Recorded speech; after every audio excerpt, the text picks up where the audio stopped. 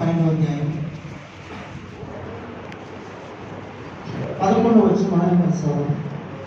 రోమపత్రిక 12వ అధ్యాయం 11వ వచనం అందరం కలిసి ఆసక్తి విషయంలో మాంద్యులు కాక ఆత్మయందు తీవ్రత గలవారి ప్రభువును సేవించుడి. మరోసారి చూద్దాము. ఆసక్తి విషయంలో మాంద్యులు కాక ఆత్మయందు తీవ్రత గలవారి ప్రభువుని సేవించుడి. 1 కొరింథీ పత్రిక 11:28 అండ్ చదువు అందరం కలిసి. కొరింథీయులకు రాసిన మొదటి పత్రిక 11:28. కాబట్టి ప్రతి మనుషుడు తను తాను పరీక్షించుకునవలెను, అలాగూ చేసి ఆ రొట్టెని తిని ఆ పాత్రలోనిది ప్రభు సహాయం కొరకే నేను ప్రార్థన చేస్తాను.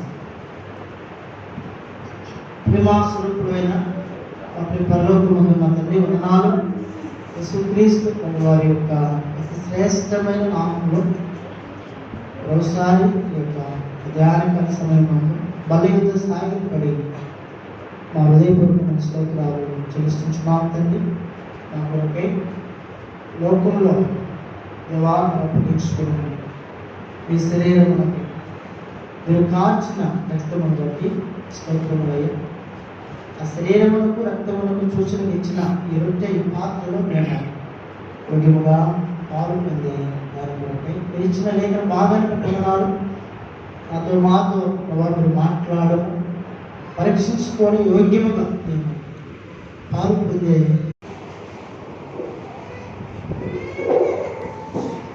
అండి. మరి ఆ రోమిలకు రాసిన పత్రిక ప్రియమైన వాళ్ళ 12వ అధ్యాయము అండ్ సౌదాము మరి 11వ వచనాన్ని మనము ప్రభు బల కొరకే చదువుకున్నాం. ఆసక్తి విషయంలో మాన్యులు కాక ఆత్మయందు ఏం కలిగి ఉన్నారంట? తీవ్రత. ఆసక్తి విషయంలో మాన్యులు కాక ఆత్మయందు తీవ్రత కలిగి అనే మాట మనం చూస్తూ ఉన్నాం. కాబట్టి ప్రభు బిడలంగా ఆయన శరీరము రక్త మాంసములో మనము పాలి భాగస్థులము కావాలి. ప్రభు చెబుతాడు కదా, నా శరీరము తిని నా రక్తము త్రాగువాడే నిధి జీవము గలవాడు, అంత్య దినమున నేను వారిని లేపుతున్నాడు దేవుడు. కాబట్టి ఆయన శరీర రక్త మాంసములలో మన పాలి భాగస్థులు కావాలి. రెండవది ప్రియమైన వాళ్ళరా, మనము అది కూడా యోగ్యముగా మనము ప్రభు వల్ల ఏం చేయాలంట? పాల్గొంటాం. ప్రభు మనకు తెలియజేసే మాట. కాబట్టి ఇప్పుడు ఎట్లు ఏ రీతిగా మనం పాలు పొందవచ్చు ప్రభు పనుల్లో? ఇక్కడ రాయబడిన మాట ఏంటి? ఆసక్తి విషయంలో మాంద్యులు. అంటే మాంద్యులు అంటే మందము. రెండవది వెనకబడిన వారు కాక. ఆసక్తి విషయంలో మాంద్యులు అనగా అర్థం ఏంటంటే వెనకబడిన వారు కాక. ఆసక్తి విషయంలో ప్రభు చెప్పేమా. కాబట్టి మనలను మనము పరీక్షించుకొని పాలు పొందాలి. ఈ లోకంలో యేసుక్రీస్తు ప్రభు వారు దేని కొరకు మనల్ని సృజించినాడంటే, వాక్యంలో మనం చూడగలం. యెషయా 43:7 ఉంటుంది, నా మహిమ నిమిత్తము నేను సృజించిన నా ప్రజలు అంటాడు దేవుడు. కాబట్టి పిల్లలు గమనించాలా, ఈ లోకంలో ప్రభు నిన్ను నన్ను ఒక ఉద్దేశ ప్రకారం ఆయన మనల్ని సృజించినటువంటి దేవుడు ఒకనాడు మనందరినీ పిల్లరా ఆయన లెక్కడుగుతాడు. ఈ లోకంలో నువ్వు ఎంత గొప్ప వ్యక్తిమైన కావచ్చు, మనం ఎంత గొప్ప ఉద్యోగం చేయొచ్చు, మన దగ్గర ఎంత ధనం ఉండొచ్చు, మనకి ఎంతైనా ఇక్కడ సొసైటీలో సమాజంలో గొప్ప పేరుండొచ్చు, ఏదైనా సరే ఈ లోకయాత్ర సాధించిన తర్వాత యేసుక్రీస్తు ప్రభు వారి ఎదుట మనం నిలబడతాము.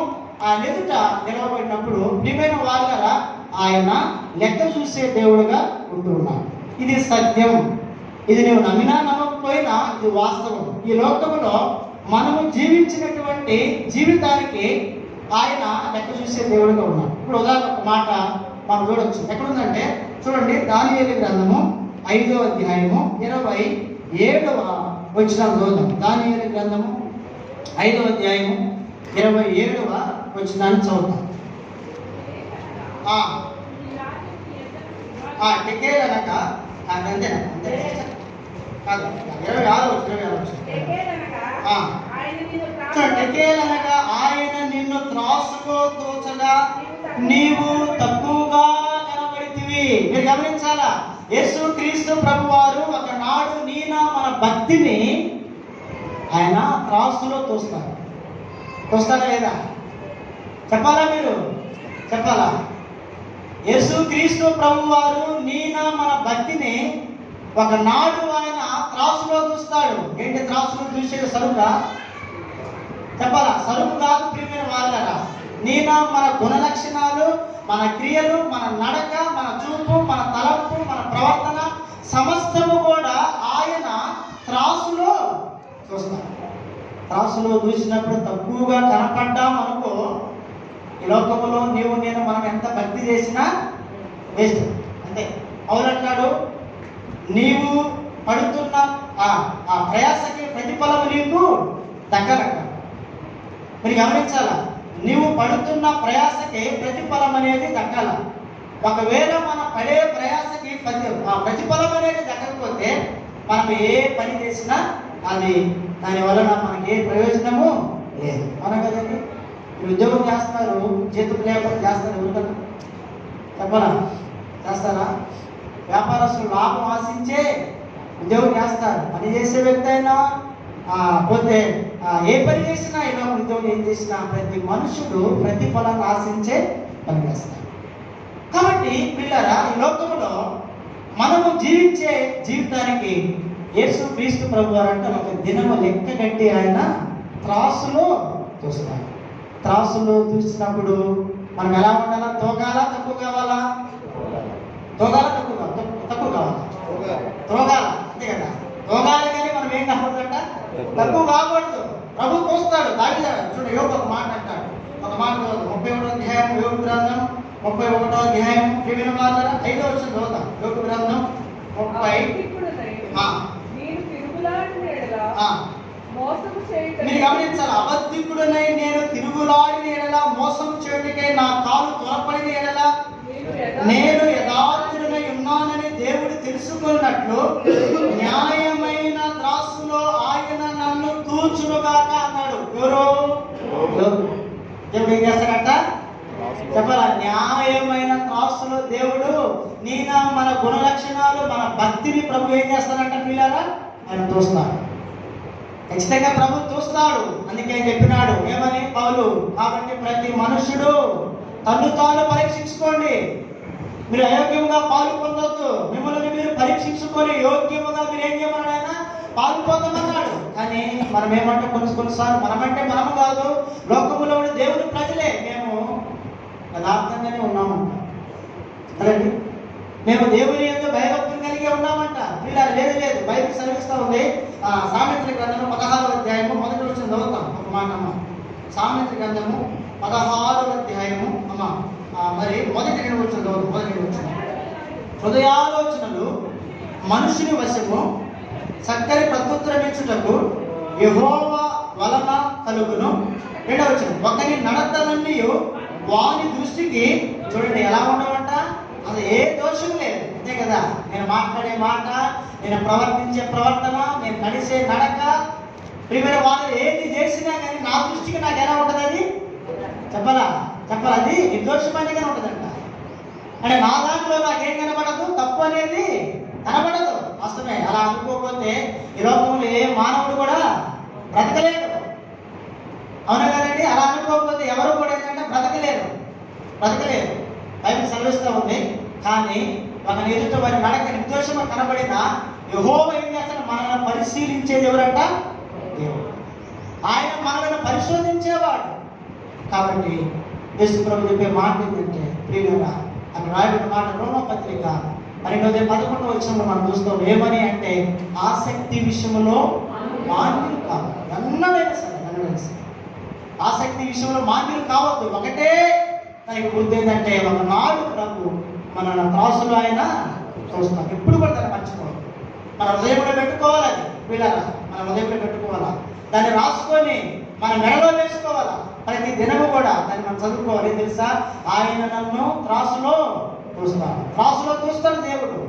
మనం ఎలాగా ఉంటుందంటే మనము తక్కువగా చేయకూడదు. అయితే ఏం చేయాలి? మనము ఆసక్తి విషయంలో అన్నది కూడా మాన్యులుగా అంటే వెనకబడద్దు, మందముగా ఉండదు. అయితే ఏ విషయంలో మనము ఆసక్తి కలిగి ఉండాలి? రండి కొన్ని మాటలు కొన్ని మాటలు ఏ విషయంలో మనం ఆసక్తి కలిగి ఏమైనా వాళ్ళ ప్రభు మనలో మనం పాల్గొన్నాం, ఏ విషయంలో ఆసక్తి కలిగి ఉన్నాం మనం. రండి మనం 5 విషయాలు త్వరగా చూద్దాము. రండి కీర్తన గ్రంథము 69వ కీర్తన, 69వ కీర్తన. ఏ విషయంలో మనం ఆసక్తి కలిగి ఉన్నాం? 69వ కీర్తన 9వ చదువుతాం అమ్మ. నీ ఇంటిని కూర్చిన ఆసక్తి నన్ను ఏం చేస్తుందంట? భక్షించడం అంటే ఏంటి? తినివేస్తుంది. ఏదంట? నీ ఇంటిని కూర్చిన ఆసక్తి నన్ను ఏం చేస్తూ ఉందంట? తినివేస్తూ ఉందని మన భాషలో చెప్పాలంటే. అంటే ఒకటి మనకి దేని మీద ఆసక్తి ఉండాలంటే ప్రేమిన వాళ్ళ చెప్పాలా? నేను పని చెప్పాలా? ఎవరిల్లంట? దేవుని మందిరము పట్ల ఏముండాలా? ఆసక్తి ఉండాలా? పిల్లలు గమనించాలా? దేవుని మందిరము పట్ల ఆసక్తి ఉండాలి. ఎందుకు? దేవుని మందిరంలో దేవుడు ఉన్నాడు. ఇక్కడ యెహోవా తన పరిశుద్ధ ఆలయం ఉన్నాడు. తండ్రి లేని వారికైనా తండ్రి విధవరాలు దేవుడు ఆయన న్యాయకర్త అయి ఉన్నాడని వాక్యములో చెప్పారు. అని పరిశుద్ధ ఆలయంలో ఈ మందిరంలో దేవుడు ఉన్నాడు కాబట్టి దేవుని మందిరము పట్ల ప్రభు బిడ్డలైన వాళ్ళందరికీ ఏముండాలంట? ఆసక్తి ఉండాలి. ఆసక్తి ఉండాలా లేదా? మందిరం అంటే ఆసక్తి ఉండాలా? మందిరం అంటే మమకారం, మందిరం అంటే ప్రేమ. నెహెమ్యా గ్రంథంలో మనం చూస్తాం కదా, మా దేవుని మందిరాన్ని మేము ఏం చేయమంటారు వాళ్ళు? మేము విడిచిపెట్టాం. మా దేవుని మందిరాన్ని మేము ఎన్నడూ కూడా ఏం చేయమంటారు? మేము విడిచిపెట్టాం. మీరు వాళ్ళ నెహెమ్యా జీవితాన్ని మనం చూడొచ్చు. నెహెమ్యా గ్రంథం 1వ అధ్యాయము 3-4 వచనాలు మనం చూసినట్లయితే దేవుని మందిరము యొక్క ప్రాకారమునంట పడద్రోయబడినవని, దాని గుమ్మములు అగ్ని చేత కాల్చివేయబడినప్పుడు నెహెమ్యా ఏం చేస్తున్నాడంట? చెప్పాలి. ఏం చేస్తాడంట పిల్లరా? చెప్పాలి. ఏం చేస్తాడు ఆయన? ఉపవాసం ఉండి ఆయన ఏడుస్తూ ఉన్నాడంట. ఏం పని ఆయనకి? ఈనాడు ఆయన ఏడ్చేవారు మందిరం కొరకు. చెప్పాలా? మా కొరకు మేము ఏడడం జరుగుతుంది. ప్రభు అంటే ఆర్యకుడు అయ్యా, నువ్వే ఎట్లా చెబుతావు? ఎవరిని చేసుకోమన్నాడు? ఎవరు చేసుకోము? తెలుసులేవు కుమార్తెలారా, నీ కొరకు మీ పిల్లల కొరకు ఏడవని ఆయన చెబుతుంటే నువ్వేదయ్యా మందిరం కొరకు ఏడవమంటా ఉంటారా?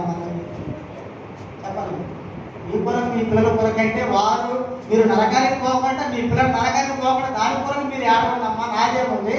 నేను ఎలాగైతే వచ్చిన అలాగే నేను పరలోకానికి నేను వెళ్ళిపోతా, కానీ మీరు ఏడ్చి నరకానికి పోవద్దు. కాబట్టి ప్రభు చెప్పే మాట. కాబట్టి ప్రియమైన వాళ్ళరా మనం గమనించాలా? ఇప్పుడు నెహెమ్యా ఉన్నాడు కదా, నెహెమ్యా దేవుని మందిరం అంట ప్రాకారములు పడద్రోయబడినవని ఉన్నప్పుడు ఆ మందిరం యొక్క ద్వారములంట ప్రియమైన అగ్ని చేత కాల్చబడినప్పుడు నెహెమ్యా ఏం చేస్తున్నాడు? నెహెమ్యా ఉపవాసం ఉండి ఏడుస్తూ ఉన్నాడు. ఎంత భారం ఉందండి మందిరం అంటే. మీరు కూడా ఉండాలి ఆ భారం. ఎట్లయినా ఎప్పుడంతా ప్రార్థన మందిరం ఇంకా చాలా మంది పడుతున్నారు. ఏమైనా వాళ్ళ చూడండి బండ్లు ఎట్లా పిండిపోయి చూడాలి.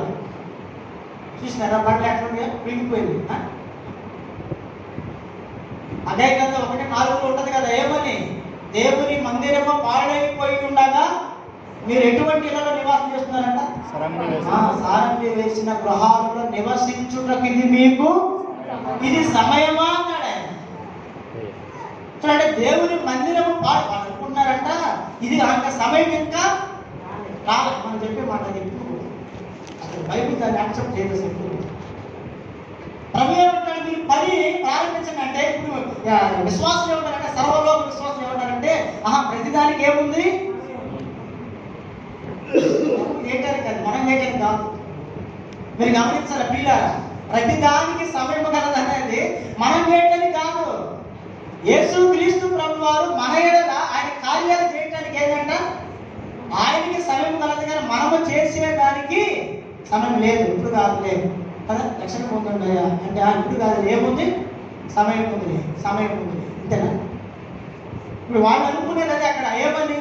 దేవుని మందిరము పాడైపోయి ఉంటే వారు సారంగి వేసిన ఇళ్లలో హాయిగా కింద లైట్స్ పైన పిఓపి సీలింగ్, లోన ఏసీ, లోన సోఫాలు, ఏమండి ఏది తక్కువైనా మరలా సమ్మర్లో మనం అనుకో ఏసీ లేకపోయినా దీని వాళ్ళ కనీసం కూలర్లైనా లేకపోయినా మేము 7 సంవత్సరాలు ఇక్కడ 8వ సంవత్సరం సేవలో మేము రన్నింగ్ 8వ సంవత్సరం ప్రియమైన వాళ్ళారా మేము 8 అంటే పోయిన సంవత్సరమే ఒక బ్రదర్ కూలర్ కొనిపెట్టాము. మాకు 6 సంవత్సరాలు కూడా ఏ రాజు కూడా మేము కూలర్ కూడా వాళ్ళు అసలు ఎప్పుడు కూలర్ కూడా మేము కూలర్ అంటే కొనే స్తోమత లేదని కాదు. 1 లక్ష ఉంటుంది కూలర్ ఎంతో ఒక 5,000 పెట్టి కూలర్ వచ్చింది. సరే ఏది ఏమైనా కూలర్ కొన్నా మార్చి వచ్చిందంటే సేవకుల పిల్లలు ఏమంటారంటే నాన్న ఒక కూలర్ కొని ఎండలో ఉన్నాయి కదా. నేనేమంటానంటే కూలర్ కొంటే జనవరిలోనే కొనాలమ్మాయి, ఎందుకంటే ఫిబ్రవరి నుంచి మనం దాన్ని వాడాలా. ఫిబ్రవరి నుంచి ఎండలు ఉంటాయి, మార్చి ఏప్రిల్ పోతే ఎండలు ఉండవు కదా, మే నెల పోతే ఎందుకు వేసుకోవద్దు, ఇది పెట్టడానికి స్థలం కూడా లేదు అని చెబుతుండేవాడిని. అట్లా దాదాపు ప్రియమైన వాళ్ళు 6 సంవత్సరాలు కలిసి 4 సంవత్సరాలు గడిపితే మొన్న పోయిన సంవత్సరం ఒక బ్రదర్ ఏం చేసినట్టే చెప్పా పెట్టకుండా ఆయన కూలర్ కొని ఆటో వేసి పంపించాడు. తర్వాత ఏంటన్నా అంటే అలా ఇంట్లోనే కదా పిల్లలు లేదు పంపించాడన్నా చెప్తూ వచ్చినాను. కాబట్టి నేను ఎందుకు ఈ మాట చదువుతున్నానంటే ప్రియమైన వాళ్ళ అంటే మనకి ఏది తక్కువైనా కానీ మనం ఇంట్లో ఏది తక్కువైనా పిల్లలు మనకి ఏముందంట సంతోషం, ఆనందం. కానీ దేవుని మందిరములో ఎప్పుడు ఏది కూడా ఏం కాకూడదంట, చెప్పాలి తక్కువగా ఉండకూడదు దేవుని మందిరంలో. ఇంకోటి ఏంటంటే మీరు అంగీకరించకపోయినా దేవుడు నా దృష్టంతో ఎక్కడ పోయినా దేవుడి మందిరం మీద ఉంటుంది. ప్రతి స్థలంలో కూడా దేవుని మందిరము బాగుందా నేను కోరుకుంటా. వాళ్ళు నన్ను ఎంత తిట్టినా ఏం చేసి చెబుతున్నట్టు దేవుడి మందిరాన్ని గురించి. ఒక మందిరంలో అయితే పాలకొండలో 2 ట్యూబ్లైట్లు ఉన్నాయి మందిరం. మీరు నమ్మండి, 2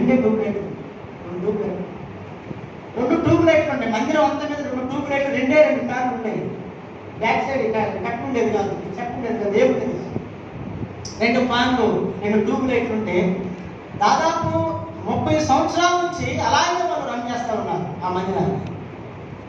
అలా ఉంటే నేను ఏం చేసిందంటే అమ్మా ఇది మందిరం అంటే ఇట్లా ఉండకూడదు, మందిరంలో లైట్లు ఎక్కువ ఉండాలా, వెనకాల కట్టు ఉండాలి, మందిరం బాగుండాలి, వాక్యం బాగా నీట్గా ఉండాలా అని చెప్పేసి. అంటే మొదట్లో కొంచెం కొత్తగా పోయినప్పుడు కొంచెం కష్టంగా ఉండా అక్కడ ఒక కారణం తెలియదు లక్ష్మీ సిస్టర్ అని చాలా మంది తెలుసు, కొంతమంది తెలియకపోవచ్చు.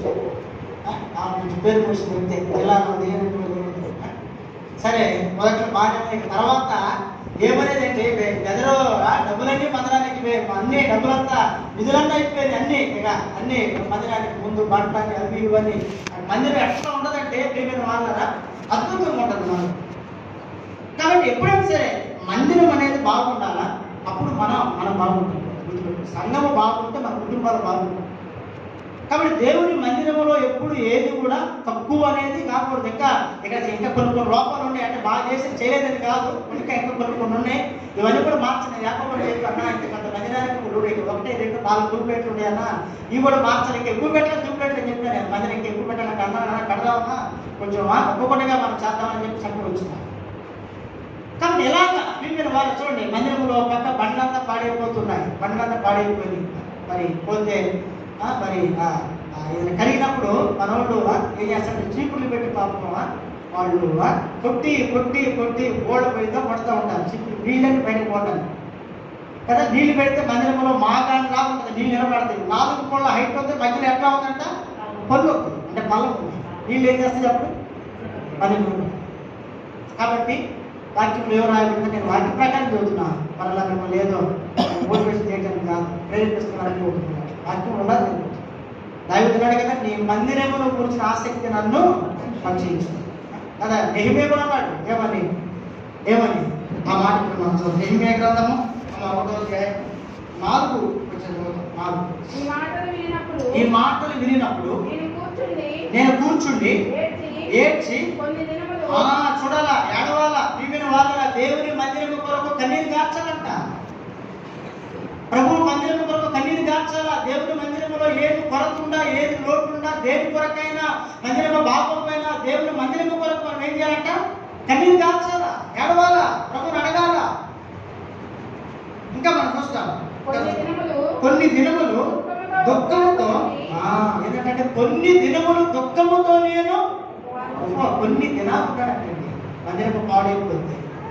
చాలా మంది ఏమంటారు, ఈ మందిరం పాడైపోతుంది మారుతుంది, ఏమో బాగుంటుంది, అదే మా ఇల్లు బాగా ఉండేది అనుకుంటారు. అవునా కదండి, అవునా కదా. వాస్తవం అంటే వాస్తవమే, కానీ ప్రభు దాన్ని అంగీకరించింది. హగ్గయి గ్రంథం 1:4 రాయబడిన మాటది ఏమని, నా మందిరము పాడైపోయి ఉండగా మీరు సారభ్య వేసిన ఇళ్లలో నివాసం ఉంట, ఇది సమయమా, ఇది సమయమా, ఇది సమయం కాదు. కాబట్టి దేవుని మందిరం పట్ల ఏముండాలంట, ఆసక్తి ఉండాలి. దేవుని మందిరం పట్ల ఆసక్తి ఉండాలి. అందుకే ఆ మందిరం కొరకే ప్రియమైన వారు దావీదు ఒక మాట అంటాడు. ఒక మాట చదువుదాం రండి. 2వ దినవృత్తాంతముల గ్రంథం, మొదటి దినవృత్తాంతముల గ్రంథము చూడండి. మందిరం కొరకు పాడైపోయిన మందిరం కొరకు చదువు. లేకపోతే మొదటి దినవృత్తాంతం 29వ అధ్యాయం 14 చదువుతాం. 29:14 చదువుతాం. ఈ ప్రకారము మనోపూర్వకంగా అంటే ఏంటి అమ్మ? హృదయపూర్వకంగా అంటే మనము ప్రభువుకి ఏది ఇచ్చినా సరే ఎలా ఇవ్వాలంటే, దేవునికి ఎలా ఇవ్వాలి? సనుగుడు గొనుగుడు లేకుండా కదా సిస్టర్, చూస్తారు నా వైపు అమ్మ. ప్రభువుకి మనం ఏమి ఎలా ఇవ్వాలంట? సనుగుడు గొనుగుడు లేకుండా ప్రభువుకి ఇవ్వాలి. ప్రభు చెప్పిన మాట దావీదు ద్వారా మనం నేర్చుకోవచ్చు అన్నమాట. చదువుతాం ఇప్పుడు ఆ మాట. ఈ ప్రకారము మనోపూర్వకంగా ఇచ్చు సామర్థ్యం మాకుండుటకు నేను ఎంత మాత్రము వాడు. ఏంటంటే హృదయపూర్వకంగా ఇవ్వటానికి సామర్థ్యము కలిగి ఉండటానికి అసలు నేను ఎంత మాత్రం వాడు ప్రభు అని దావీదు చెప్పే మాట. ఒక రాజు ఇప్పుడు ఆయన అనేది ఏంటంటే, ప్రభు నీవు మాకు ఇచ్చిన దానిలో ఉంటే మేము కొంత, అవునా కదండి, జోడిస్తున్నారు. మనము జలుబు తక్కువ వచ్చినా దేనికి పనికి తెలుసా మీకు? ఇంకా ఏ బలహీనతలు వచ్చినా అంటే ఏంటి? ప్రభు మనకి ఆరోగ్యం ఇవ్వకుండా, ప్రభు మనకి శక్తి ఇవ్వకుండా, ప్రభు మనకి బలం ఇవ్వకుండా మనం ఏమి చేస్తామా? చెప్పాలండి. దేవుడే మనకి బలం ఇవ్వకపోతే మనము కూర్చున్న కాడి నుంచి కూడా ఏం చేయలేము, మనము లేవలేము. కూర్చున్న కాడి నుంచి మనము లేవలేము. వేసిన చూడు, కూర్చొని లేవలేము, పడుకున్నా కూడా ఏం చేయలేమన్నా మనము లేవలేము. రాత్రి కొంత షాప్ బయటకు వచ్చిన తర్వాత సార్ ఇంట్లో వచ్చి అక్కడ కూర్చుని ఆమె ఏదో పని చేసుకుంటామంటే నేను ఇంకా సరే బైబిల్ బ్యాగ్ పక్కన పెట్టి అట్లా కూర్చుని వెంటనే ఇంకా జస్ట్ అంతా ఒక 2-3 నిమిషాలకి కొంత అంత బాడీ అంతా టెన్షన్ తలక ఊపు అంతా ఏదో అయిపోతున్నట్లు అనిపించింది. కాసేపు దమాయించుకొని లేచి కూర్చొని ఇది ఇట్లా ఉంది కాసేపు బాగా చేస్తే ఇంకా కొంచెం తల అంత ఊపిపోయిందంటే కొంచెం మరి నాకు ఎప్పుడు లేదు అట్లా ఏంటని చెప్పేసి అనుకుంటా ఉన్న తర్వాత మరి 9:30 సమయం, 9:30 ఆ టైంలో సరే ఎందుకు మధ్య రేపు పరిచయం ఉంటే కొంచెం ఇబ్బంది ఏమో అని చెప్పేసి డాక్టర్ దగ్గరికి మరి సంగతి కొంచెం ఇట్లా ఉంది అంటే ఆయన ఏం చేసి బీపీ చెక్ చేశాను. నాకు బీపీ షుగర్ అలాంటి ఏమి బీపీ చెక్ చేస్తే కొంచెం బీపీ డౌన్ అయినట్టు కొంచెం కనపడి పెట్టి ఏం కాదు అని ఒక ఇంజక్షన్ చేసి 2 టాబ్లెట్లు ఇచ్చాను. ఇంజక్షన్ చేశాను. అదంతా కూడా 5 నిమిషాల్లో 5 నిమిషాలు జరిగింది. కానీ నాకు కొంచెం భయం కలవరంగానే ఉంది. నేను ఇట్లా ఏంటి నిమిషం మళ్ళీ ఉదయాన్నే ఇష్టపడుతున్నాను మాట్లాడుతూ ఉంటే నేను బ్రదర్స్ చూద్దాము బ్రదర్స్ సరే ఏదేమంటే మెడిసిన్ ఇచ్చారు. ఉదయం ఎందుకు చదువుతున్నాను మాట్లాడితే మన బలం మన శక్తి ఏమాత్రం ఏది అంటే మనం ఏది చేసినా ప్రభు మనకి ఇచ్చేది ఆయన శక్తి, ఆయన బలం. అది దావీదు చెప్తున్నాడు. ఆ మాట చదివి మనం ముందుకు వెళ్దామమ్మా. సిస్టర్ ఎక్కడ చూడండి. మనోపూర్వకంగా ఇచ్చు సామర్థ్యం మాకు నేను ఎంత మాత్రపు వాడను, నా దినులంటూ మాత్రపు వారు సమస్తము నీ వలనే కలిగిన కదా. అవునే కదండి. ఇప్పుడు సమస్తము కూడా ఆదికాండం 24:1 ఏముంటది? భూమియు దాని సంపూర్ణత ఎవరిదంట? యెహోవాదే. మనకి మనం సృష్టించుకున్నాము. లేకపోతే మేము మ్యారేజ్ సృష్టించుకున్నాము. మీరు సృష్టించుకున్నాము. మీరు చెప్పాలి. దేవుడే అన్ని మనకి ధారాళంగా ఆయన అనుభవించాం. అది నేను ఇటువంటి మాట, అయ్యా నువ్వు మాకు ఇచ్చిన దాంట్లోనే నీకు మేము ఏమిస్తున్నాము, ఎక్కువ తక్కువ ఎంత ఆయన కొంత, ఎవరికి కొంత చెప్పబడి మాట చదువు.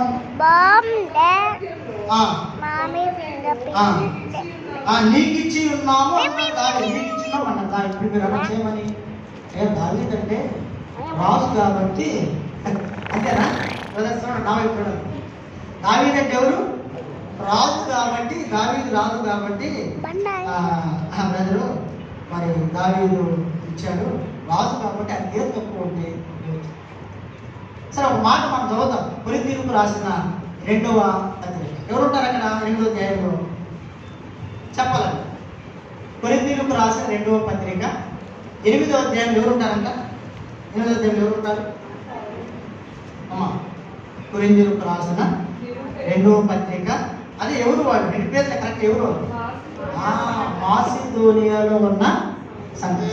ఆ మాట చదువుతాం. మొదటి నుంచి చదువుతాము కొన్ని మాట సహోదరులారా.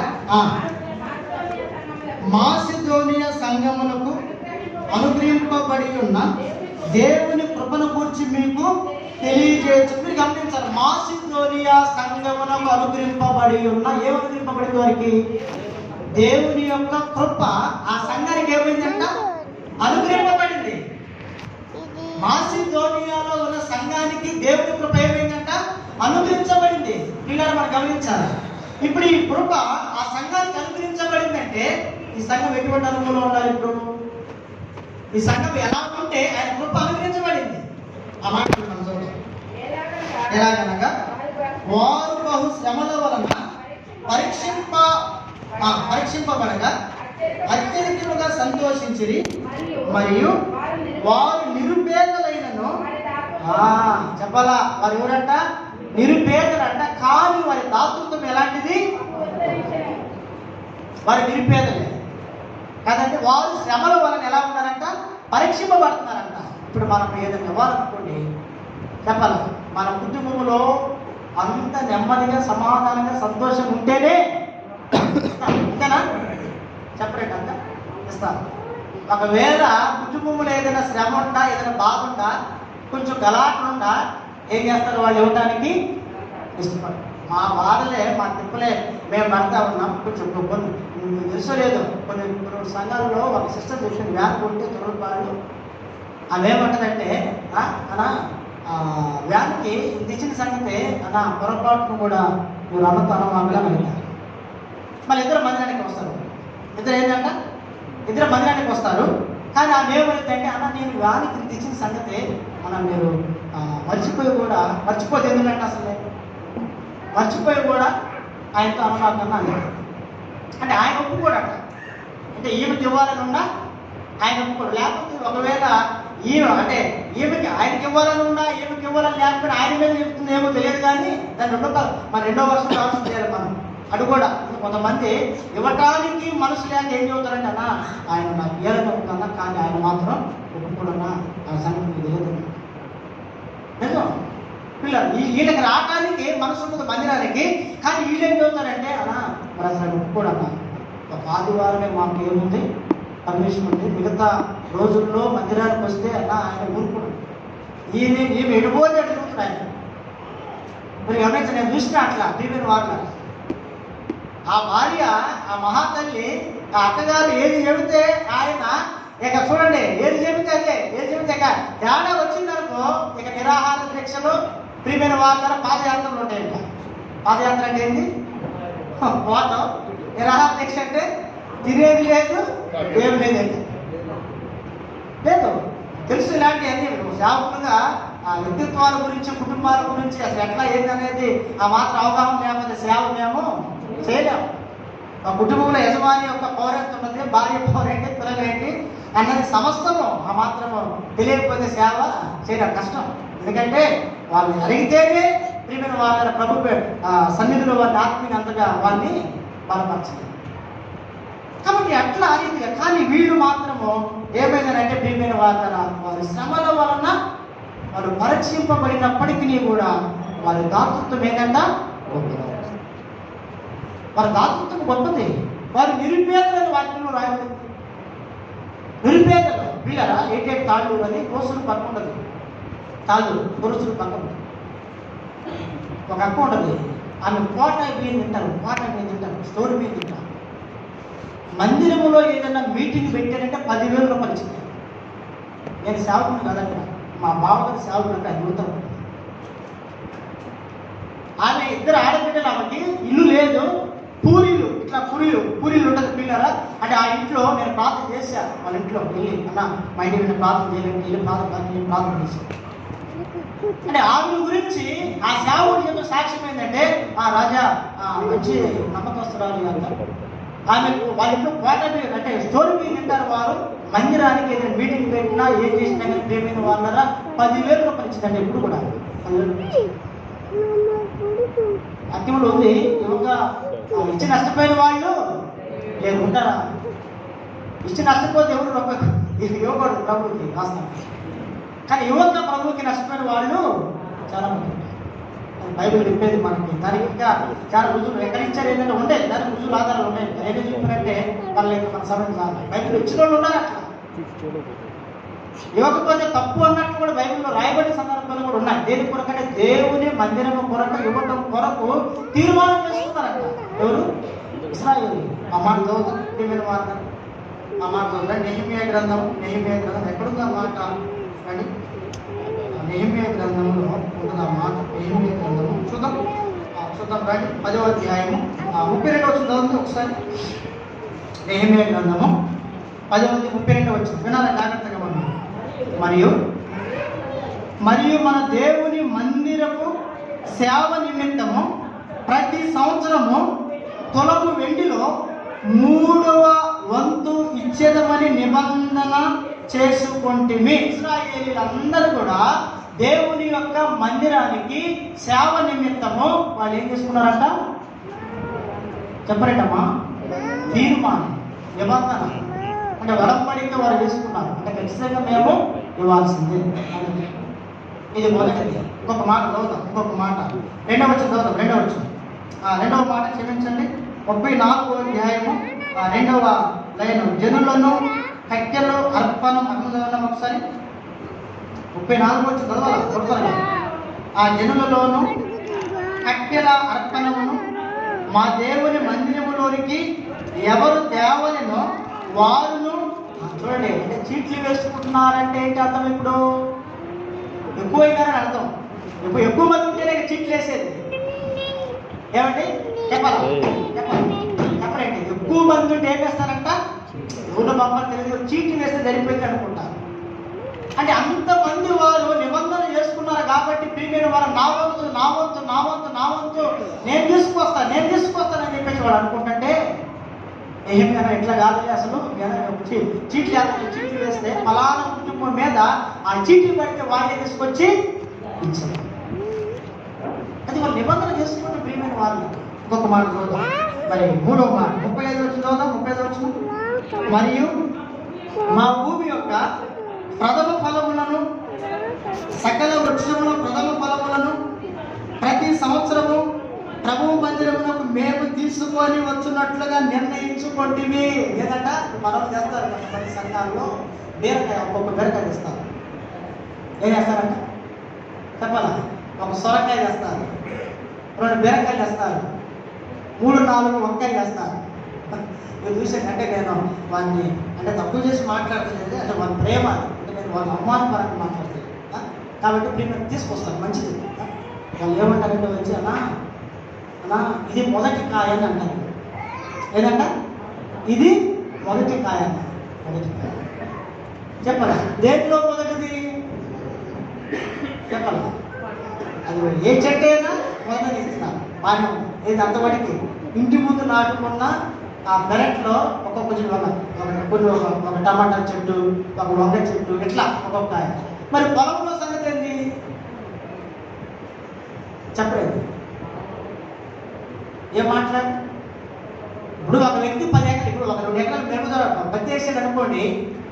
ఆ పత్తి వేసినప్పుడు మొదట పత్తి తీసినప్పుడు దానికి వచ్చి రాబడి ఎక్కడికి రావాలంట? అది ఉందా? ముందు వాక్యం అదే. వాళ్ళు ఇప్పుడు రాయబడిన మాట అయితే పుస్తకం అక్కడ మాట మరియు చూడండి, మా భూమి యొక్క ప్రథమ ఫలములను, సకల వృక్షములు ప్రథమ ఫలములను ప్రతి సంవత్సరము అంట. నువ్వు మాగాలు వేసినా, నువ్వు పత్తి వేసినా, బిరవగాలు వేసినా, అంటే ఆ దినాల్లో సంగతి, ప్రీమియం వాళ్ళు ఇప్పుడు సంగతి కాదు, ఆ దినాల్లో సంగతి. మన ఎవరు మేము ఊరికి వచ్చి తెల్లారి ఒడ్లు ఉంటాయి, ఒడ్లు వేసారు 10 కేజీలు బస్తాలన్నా, 7 బస్తాలు. వాళ్ళు కూడా అంటే పరిపూర్ణ సంఖ్య ప్రకారం తీసుకొచ్చేస్తారు 7 బస్తాలు. 7 పరిపూర్ణత గుర్తుగా, సంపూర్ణత గుర్తుగా 7 బస్తాలు వేసి 7 నెయ్య ఫలానా సిస్టర్ ఫలానా బెదరని చూసినారు. మంచిది, మంచిది. ఎందుకంటే ప్రభు అంటాడు, నా మందిరములో ఆహారం ఉండున్నట్లు అంటాడు. అంతేనే కదా, మలాకి గ్రంథం ఉంది కదా, 3వ అధ్యాయం ఉంటుంది కదా, నా మందిరములో ఆహారం ఉండున్నట్లు అంటాడు దేవుడు. కాబట్టి మంచిది. కాబట్టి ఇప్పుడు అట్లా ప్రభు చెప్పే మాట చాలా మంది అట్లా చూడడానికి ఇష్టపడే వాళ్ళు ఉన్నారు, మరి కొంతమంది అంటే అట్లా లేరు, చూడడానికి లేరు. ఇప్పుడు భీమవరం కాన్ఫరెన్స్ జరిగింది, దాదాపు 4 రోజులు ఎంతమంది వస్తారు అక్కడికి. మేము లాస్ట్ రోజు వెళ్ళాము, ఆ ఖర్చు అంతా ఒక వ్యక్తే భరిస్తారు. ప్రతి సంవత్సరము ప్రియులారా అక్కడ కాన్ఫరెన్స్ జరిగింది. దాదాపు 6 రోజులు జరుగుతుంది. 6 రోజులు లక్షల ఖర్చు ఉంటుంది, లక్షల ఖర్చు. ఆయన ఎక్కడో ఉంటాడు, మార్పులో ఎక్కడో ఉంటాడు, ఎక్కడో ఆస్ట్రేలియాలో ఎక్కడో ఉంటాడంట. అంత పూర్తి ఇన్ఫర్మేషన్ లేదు, అంటే సేవకులు చెప్పిన మాట. అక్కడ ఎంత ఖర్చు అయినా సరే ఆ సంవత్సరానికి ఒక్క వ్యక్తే భరాయిస్తాం. ఒక్క వ్యక్తి ఎంత ఖర్చు అయితే ఎంత ఘనంగా జరుగుతుంది కాన్ఫరెన్స్. మేము వెళ్ళాము, చివరి రోజు వెళ్ళాము. కాబట్టి ఎందుకు ప్రియమైన వాళ్ళరా, వాక్యంలో రాయబడిన మాట మనం చూస్తే వాళ్ళు తీరు అలా నిబంధన చేసుకున్నారు వాళ్ళు. ఇప్పుడు భూమి పంటలో ప్రథమ ఫలము, ఇంకా మనం చదువుతాం. ఇంకొక మాట ఎక్కడ ఉంది, ఇక్కడ 4వ మాట చదువుతాం. ఎక్కడ 39వ వచనము మధ్య, ఇదిగాక మా పిండిలో ప్రథమ ఫలము. చదవాలి ఏదంట సిస్టర్, చదవండి అమ్మ, అక్కడ 37 చదవండి. ఇదిగాక మా పిండిలో ప్రథమ ఫలము, ప్రతిష్ఠిత అర్పణలు, ఆ సకల విధములైన వృక్షముల ఫలములు, ద్రాక్షరసము, నూనె మొదలైన వాటిని మా దేవుని మందిరపు గదులలోనికి యాజకుల యొద్దకు తెచ్చున్నట్లుగా మా భూమి పంటలో 10వ వంతు. ఇప్పుడు ప్రథమ ఫలం పోయింది, రెండవది ఏంటంటే 10వ ఉంటుందండి. ఏమంటారు చెప్పాలి, ఇవ్వడానికి ఇష్టపడతారు ఎవరన్నా? లేదు, వాక్యంలో ఉందిలే. ప్రభు అంటాడే, దేవునికి ఇవ్వండి కైసారి ఏంటంటే దేవుడు ఆధారాలు ఉన్నాయి. వీటి గురించి రకరకాల కొన్ని భిన్నాభిప్రాయాలు ఉన్నాయి, కొంతమంది రకరకాల చెప్పేవాళ్ళు ఉన్నారు. అంటే వీటి గురించి నూతన నిబంధన గ్రంథంలో చాలా ఆధార వాక్యాలు ఉన్నాయి, మనం చూడవచ్చు. సరే, ఏది ఏమైనా పిండిలో కూడా ఇవ్వాలంట కదా. వాళ్ళు గోధుమ రొట్టెలు ఎక్కువ తింటారు కదా, పిండిలో కూడా కొన్ని సంఘాల కుప్పిడి బియ్యం అట్లా వస్తాయి కదా, కొన్ని సంఘాల కుప్పిడి బియ్యం వస్తాయి. మేము ఉంటే అక్కడ పాల్పురం సంఘంలో ఒక్క గింజ కూడా రాదు బియ్యం, ఒక్క గింజ కూడా బియ్యం రాదు. కానీ నేను ఎప్పుడు అట్లాంటి వాడిని నేను ఎక్కడ చెప్పాల్సి, మీరు గుప్పిళ్ళు బియ్యం చేస్తారండి, మీరు మంది ఐదేసింది ఎప్పుడు ఒక సేవకుడు పక్కన అన్నారు, సేవకుడు గుప్పిళ్ళని జానపడు ఆయన. మేము రాజు గదులు మాకు బియ్యం ఎక్కువైపోయి గుప్పిళ్ళు ఎక్కువైపోయి అమ్మాలనుకుంటున్నాం, ఎందుకు కమ్మేది అనుకొని ప్రేమ ఎందుకు పెడుతున్నాం మేము దానికి ఒకసారి.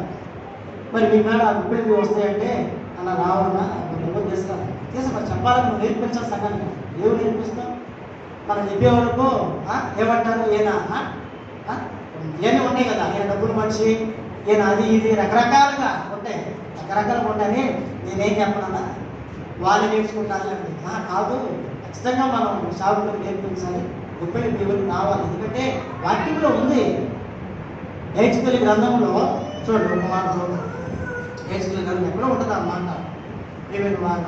హెచ్కెల్ గ్రంథం ధ్యానం ఎక్కడో ఉంటుంది, చదివి మనం ముందు కదా, చదివి మనం దయచేసి మాట్లాడండి.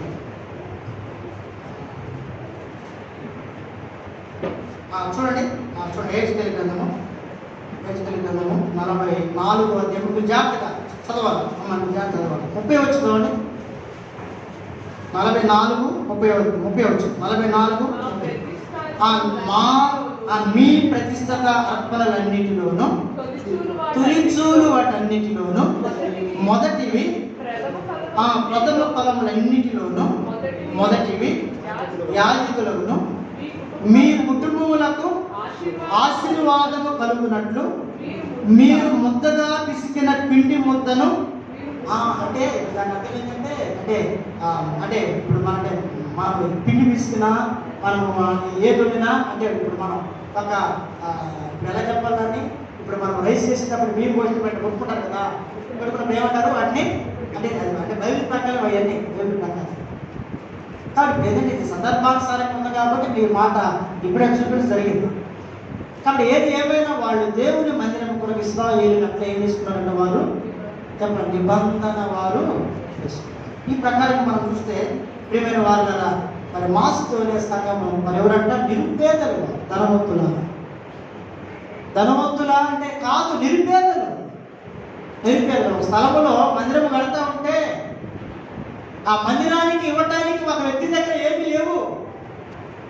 ఏమీ లేకపోతే సేవకుడు ప్రకటన చేసినాడు మందిరానికి మీరు ఏదైనా ప్రభు మీకు తోచిన ప్రకారం ప్రభు ప్రేరేపిస్తే మీరు ఇవ్వండి ఆ సేవకుడు ప్రకటన చేస్తే ఆయన అంతా సిలిండర్ ఎత్తి పెట్టుకొని వచ్చినట్టు ఒక వ్యక్తి విశ్వాసం సిలిండర్ ఎత్తి ఇంట్లో పట్టుకునే సిలిండర్ తీసి ఎత్తి మీద పెట్టుకొని సేవకుడి దగ్గర తీసుకొచ్చి మేమైన వాళ్ళు మా దగ్గర ఏమీ లేదు, ఇదిగో ఈ సిలిండర్ని అమ్మి ఎంత వస్తే అంత అది 100 కానీ 1000 కానీ ఎంత వస్తే అంత మందిరం కింద వాడాలని చెప్పి సిలిండర్ ఇచ్చిందంట. 1 కొన్ని సిలిండర్ ఎక్కడ తెలిసింది కందుకూరులో జరిగింది. కందుకూరులో కీర్తన సంఘ సేవ చేస్తున్నట్టు అక్కడ జరిగింది. అంటే ఏంటి మనసు ఉంటే ఏముండదంట మార్గం ఉండదు. అసలు మనసే లేకపోతే ఏముండదు చెప్పాలి మార్గం అనేది. కాబట్టి బైబిల్ మనకి సెలవించేది ఏంటంటే ఒకటి ఆసక్తి విషయంలో మనం ఏం కావద్దంట మార్గం వెనకబడవద్దు. దేని పట్ల ఆసక్తి ఉండాలి మనకి ప్రియమైన వాళ్ళని చెప్పండి. దేని పట్ల ఆసక్తి ఉండాలి? మందిరము పట్ల ఏముండాలంట ఆసక్తి ఉండాలి. మందిరంలో ఏది కొడుతుంది ఏది లోటు ప్రభు బిడ్డలంగా మనం చూడాలి. మందిరంలో సీపులు లేని మందిరంలో ఏది కొడుతుంది. కొన్ని సంఘాల్లో చెప్పకుండా వాళ్ళు చేసుకోలేదు. సీపులైన ఆవరణి ఆ బకెట్లని ప్రిమిర వాళ్ళ కణాలని ఆత్మికని అని రకరకాలుగా మందిరానికి సంబంధించినటువంటి అన్ని కూడా వాళ్ళు చెప్పాలి చేసుకొస్తారు. కొన్ని స్థలాలు ఉన్నాయి. ఇప్పుడు కూడా అలాగే ఉండేది. నేను వచ్చినప్పుడు చూస్తున్నా చాలా మొదటి వస్తా ఎన్ని సీపులు ఉండేది అయింది తుడిసే కళ్ళు నుండి కూర్చుని అన్ని చూసినప్పుడు వాటి రిపోర్టుకు బలమైన అన్నీ ఉన్నాయి. చాలా మందిరం పట్ల మన వాళ్ళకి చాలా ఆసక్తిగా అనిపించింది. కొన్ని మందిరాల్లో ఓడవడానికి సీపులు కూడా ఉండవు. నిజం మనకు తెలుసు అసలు. కాబట్టి మందిరం పట్ల మనం ఏమని ఉండాలంట ఆసక్తి. చెప్పండి ఒకటి ఏం కలిగి ఉండాలా? మందిరం పట్ల మనకి ఆసక్తి. ఇది మొదటి మాట. 4 మాటలు ఉన్నాయి. దేవుడి చిత్తమైతే వచ్చే వారం మనం ధ్యానించడం ప్రయత్నం చేద్దాం. 2 మోకాళ్ళు